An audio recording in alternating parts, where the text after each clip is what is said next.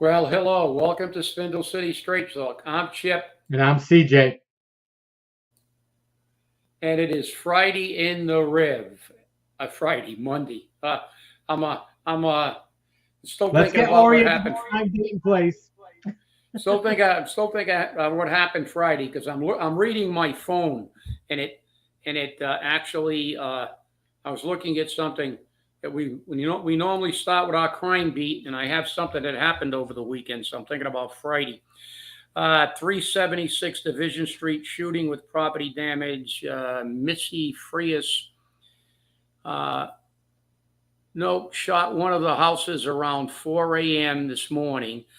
Was an active crime scene until 8 a.m. this morning. Not a great way to wake up. And then Lisa Ramos commented, uh, woke up to this. Anyone know what's going on? Division at Eagle Street. So it was Division near Eagle, and the picture that's attached to Lisa Ramos's post is police cars in the street. So again, uh, the our issues with crime continue as they do everywhere, but as they do in most of those cities, nothing's being done. They're trying to. I don't even know if they even reported on this over the weekend. But just wanted to lead with that one because we always try to bring you an update on what's happening here. So apparently there was an active shooting scene, and the irony we harken back to the agenda of the council meeting, which said that we're going to um, look into look into a lot of things, but they didn't mention crime. So. Well, it's always something, isn't it? Um, did you see today's paper? No, I haven't looked at today's. Although I try to look at the newspaper in Fall River as little as possible, since it has any similarity to the truth and accuracy of reporting is purely coincidental. But no, I was you know me in the morning. I've got to walk the dog. I got to do this. I got to do that. I'm running around, and then we got to get ready for the show. So I watched a few. I like to watch local media to see if anything broke in the area, and I also watch some national news, and I save that for when after I take my Tylenol. Well, what's interesting is, as we discussed before last week, on Thursday, the Herald News went to court in New Bedford, um, to to try to force the city to release the John Perry reports. And the case was heard by Judge Rene Dupuy.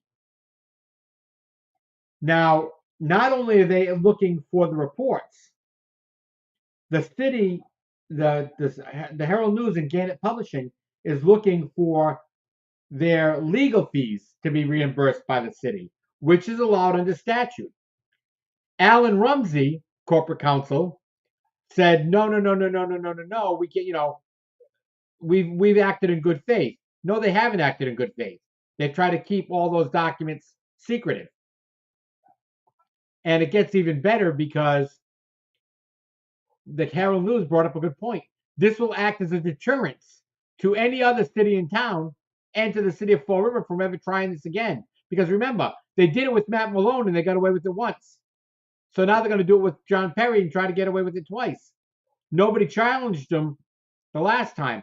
Hence why we created that fund, to create a legal fund so that we could challenge the city on these things.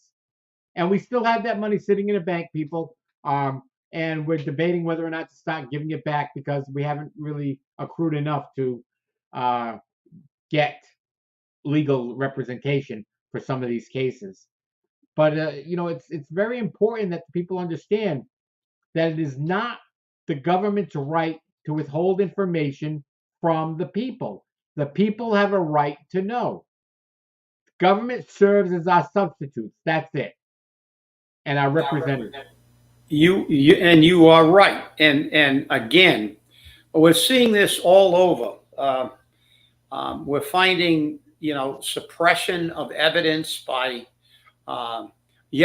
Yet the other side wants full disclosure. Rumsey, they didn't act in good faith. They never act in good faith. I don't care what. And that's his opinion. Remember, our city council likes to treat, especially the talking heads in our city council, like to treat everything a corporation council says as law. But it isn't. It's an opinion, a legal opinion, not law. This is why they lose most of the time if you can get them to court. You're right. The Constitution in this state is clear. All politicians are answerable to the people at all times and are their substitutes and agents. And anything they do, and any time they take any action, they are accountable for that action. You can't suppress these things. Actually, that you mentioned that I did get a text from someone about that. They encapsulated the article, and I guess they said the judge 30 days or something at the public has a right to know. And this is what's happening in this country. It's worse than Russia. Because if you're on the wrong side of the power structure, you don't get to know anything. It's just shut up. You don't have a right to know. Well, there's tons of case law. And as you said, CJ, we've got that page, GoFundMe, and, we just, I understand people are tight and money's tight, but, the only way you can do this is litigate it. So one of us has to hit the Powerball or the Mega Millions so we can litigate these things, because you will win. You will win. Ultimately when it gets to the Supreme Court. But the problem is these cities and towns, there's that old adage, you can't fight City Hall. It's true for the most part, not because City Hall's always right, because fundamentally they're mostly always wrong. But the reality is you don't have the money, because you've got to spend your money, and they get lawyers. And even if they have to hire outside lawyers to fight you, they're paying those lawyers with our money, with your tax money. Alan Rumsey isn't taking any money out of his pocket for any kind of fees. And if they hire another firm like they always do, if the case gets sticky, it's not their money. They're paying a lawyer with our money. So you got to get the double dip. And that's the problem. That's the reason a lot of these cases ultimately have to work their way to the Supreme Court, because justice in this country is not justice. It all depends on the jury pool, the location. If you're a conservative in a liberal state, you're going to get a jury full of liberals. They're going to convict you whether the evidence is there or not, whether they're violating the law or not. And the only way you can ever get that overturned is take it to the Supreme Court. And that's a travesty, because that's not the way this country was structured. We are supposed to have equal justice under the law. And the Lady Justice is always portrayed as someone holding the scales with a blindfold. Well, the blindfold's off. And they don't just have their finger on the scale, they're sitting on the scale. So anybody thinks that you can ever get information they don't want to give you, they don't want this stuff to know, because I think what the excerpt the guy sent me was about that they had a PI following Perry. They don't want anybody to know all this stuff, because then you know what's going to happen? Somebody's going to ask, why did you make a deal? But we all know why they make deals, because they got stuff on them too. So it's like, okay, shut up, sign an NDA. We're gonna bury this so deep nobody will ever see it again. Or if somebody wants to spend $1 million or $500,000 taking it to the Supreme Court, well, so be it. But remember, the Commonwealth of Massachusetts reaffirmed our right to our freedom of speech. And we also have freedom of information because they answer to us. And if you could ever get that to the Supreme Court, you'd win. So that's, and I very rarely agree with some of the stuff that the Herald writes. But in this case, they're 100% right.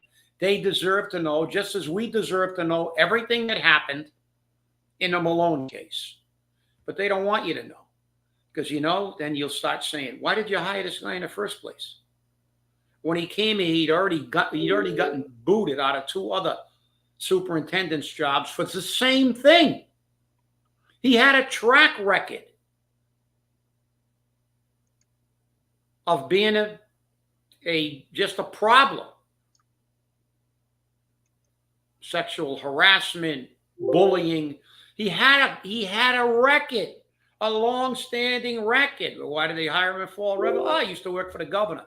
The only job he ever had was a political job, because when you get a political job, it don't matter how bad you are. You're never going to get fired. Ever. You might get a promotion, but you're not going to get fired. Yeah, you always get a great paying job that has a lot of money, and you never have to worry about it. That's for sure. Well, and this lawsuit is important to the people of Fall River, because not only will it result in the release of the Perry report and that whole situation, it may also result in the release of the Malone reports, so we know what's going on there. And maybe the reason why they don't want these reports released is somebody may get the handcuffs clicked on them. They may end up wearing the silver bracelets. And if they wear the silver bracelets, they're not going to look too good when they're walking into court. And we've seen this before with our former mayor. And as bad as Jazel may have been for a lot of people, for the city of Fall River, he was a good manager. And he voted not to hire Malone because of his history. But Paul was on the school committee at that time, and Paul pushed to hire. So I guess Paul likes sexual harassment people. Just a thought.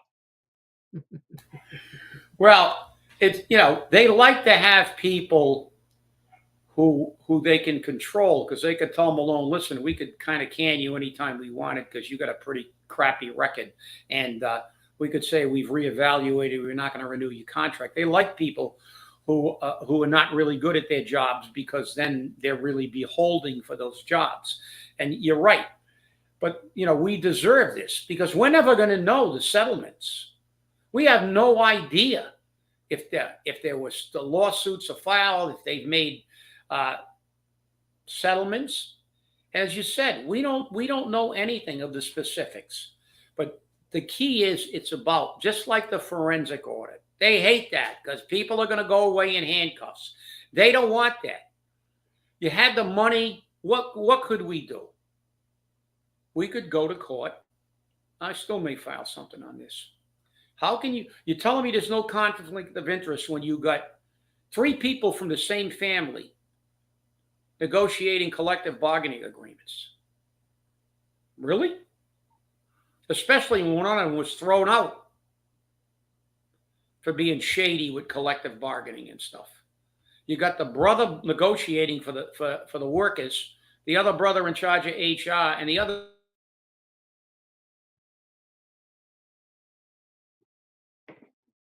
We lost you, Chip. I think I just muted myself. You did. But I said, you could look at this stuff. I have people calling me saying, how is this possible? I said, because this is Fall River. How can you have a brother on the labor side, a brother on the management side, and a brother that's funding a contract and is the chairman of the school committee and the funding? You got 3 Cougans. That's absurd. There's no conflict of interest? Really? Come on. And we all know. I don't even know how the guy that's doing the collective bargaining is even working in collective bargaining, because he got thrown out for using his union position for his own self-interest. We all know how he got to be chief for 13 days. And he's also on record as being a bully. And he bullied some of those people over there. He's used the same MO. But that now they got a stranglehold on this city. They've got a stranglehold. The developers, and that's why they wanted the Cougans in there. You just give them all jobs, give them a free reign. I hear a lot of their extended family is employed by Bacos too. That's an allegation. But you know something? I know there's a lot of insurance policies now that are going over there to a relative, and he's bidding on contracts in this city. Maybe extended family, but still family. So these are the kind of things they don't want in the light of day. But maybe they will come in during before this election finally comes out. Who knows? I hope that the Herald News prevails at this level. But I will say for the record, I am not too optimistic about them prevailing because, there's a lot, there's a lot of connections at these levels because we've seen the dual standard of justice. We've seen when certain people get arrested, the judges dismiss them. We've seen it time and time again everywhere when a rich kid gets arrested and the charges just get dropped, disappear.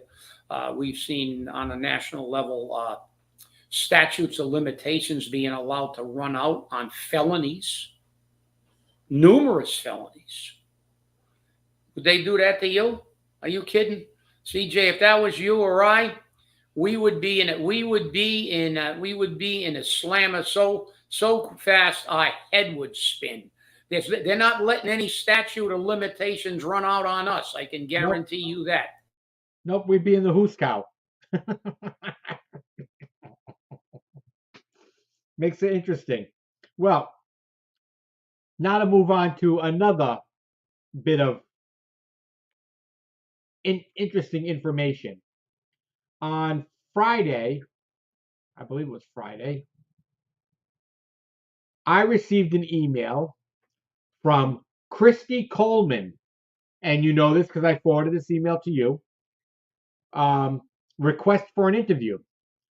Good afternoon. This firm has been retained by Bristol Community College to review a complaint in which you may serve as a witness or have otherwise relevant information concerning the content of a public radio program. Number one, we are not a radio program. Okay, so they really need to get their story straight. Obviously, this law firm doesn't have it all together. Please respond to this email with your availability for a Zoom interview next Tuesday, next Thursday morning, or next Friday morning.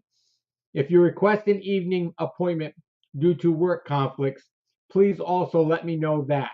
Thank you, Christy L.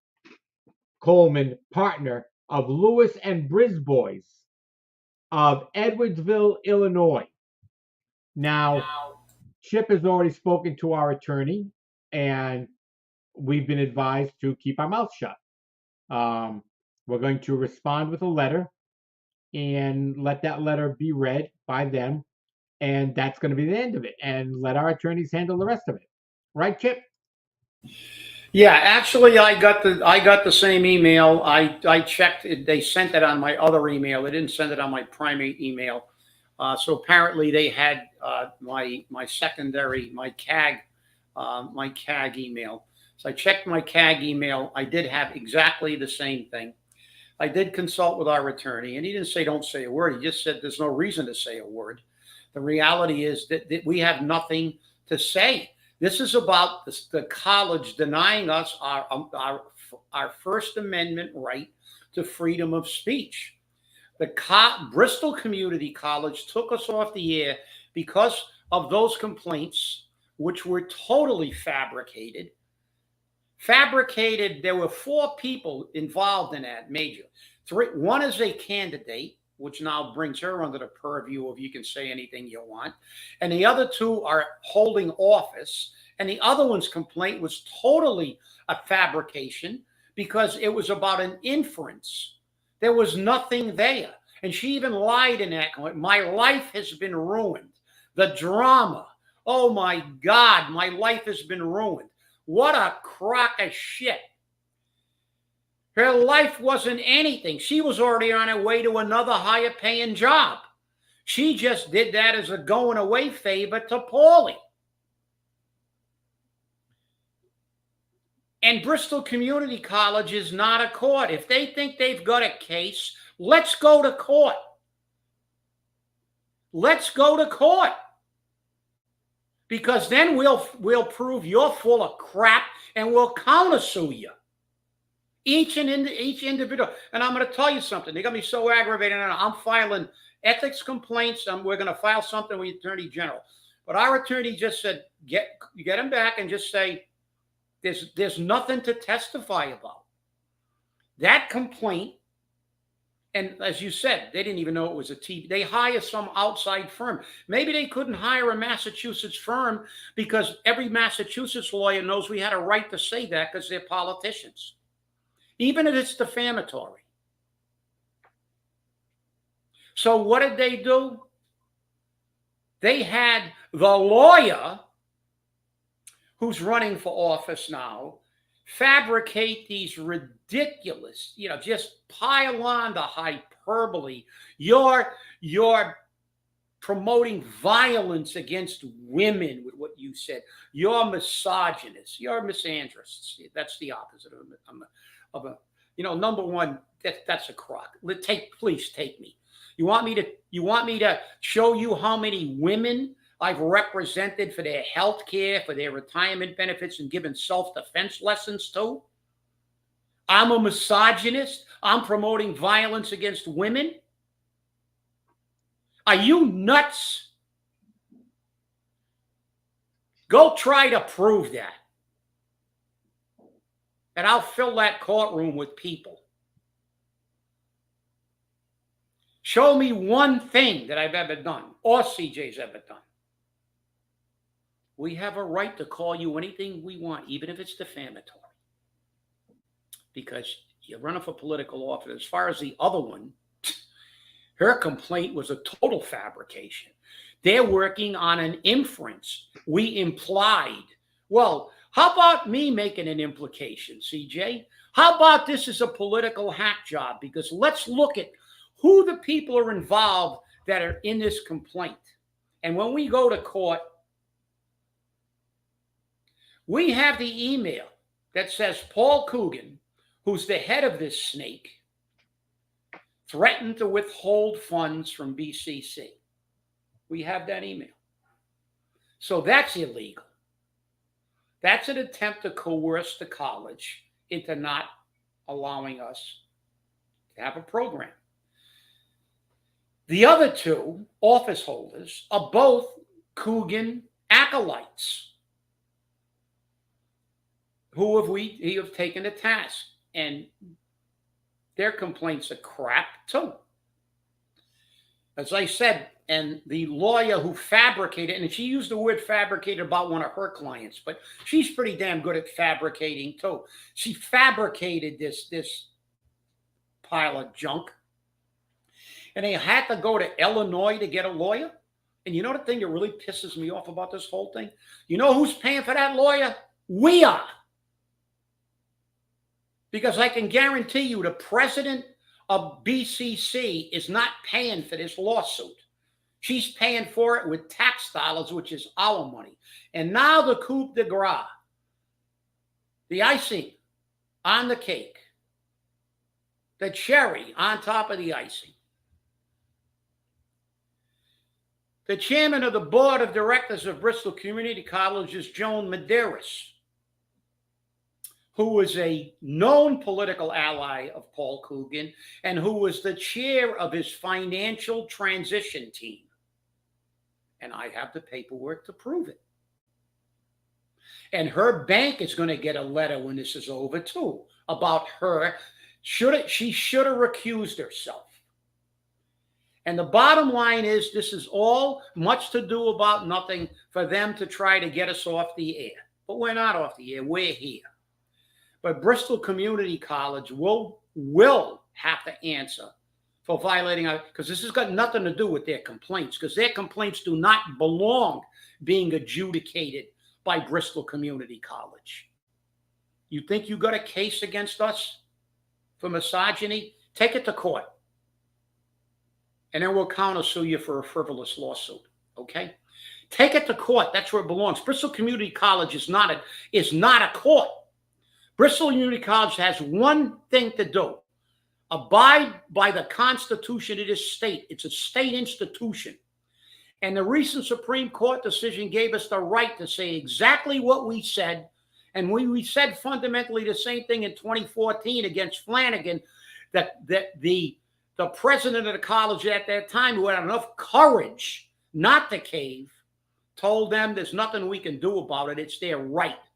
But this president and this college is an accessory before, during, and after the fact.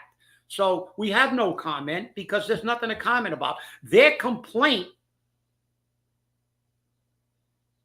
doesn't have anything to do with what this is about. It's about the First Amendment. Their complaint about what we call them, if they want to say that, get it in. Because the reality is that Bristol Community College has a disclaimer before our program. So if they now want to say we want to censure speech and we're only going to allow left-wing, liberal, or politically connected people to have shows on our station, let them make that position work. Because this is all a crock. And you know something, like you said, our attorney, you're gonna write a little thing to them and attach our letters to the president. I'm gonna write a short little thing saying there's no reason for us to testify. There's nothing to testify about because you don't even know this is everything we've said is on video. That's right. So that's not in question. What's in question here is the First Amendment denial. What those people filed a complaint about, Bristol Community College is not the venue. It was used as political leverage to get us off the air. And with that, I'm finished. You're never finished. You know that. Hey, we got some comments from people on our YouTube feed. Mr. X says that I live near Division Street and was terrified that night. All my neighbors were too. The city is out of control. You shouldn't have to worry about ducking bullets all the time. And he also reminds us that the DA was ordered to release the Anthony Hardin report. So this shows you that, you know, public records are public records. And this is the way it is. And thank you for your comments, Mr. X. I wish we could put them up on the screen like we do with our Facebook feed, but we can't. It's just amazing to see how other entities are getting slapped on the hand by the court and told they have to do this. And I wait and I desire tremendously to see Paul get slapped across the face by the court and have them say, bad boy, you can't do this. You've got to release this information. You have to be transparent. Wouldn't that be nice if he was transparent? I don't know. It'd be nice to hear from him once in a while. That was honesty and truthfulness, but we don't hear that stuff that often from him. So it makes for an interesting time. I'll tell you right now. Well, I want to thank you all for watching, and remember, stay safe, stay angry, and hold your politicians accountable. We'll see you on Wednesday. Have a great day.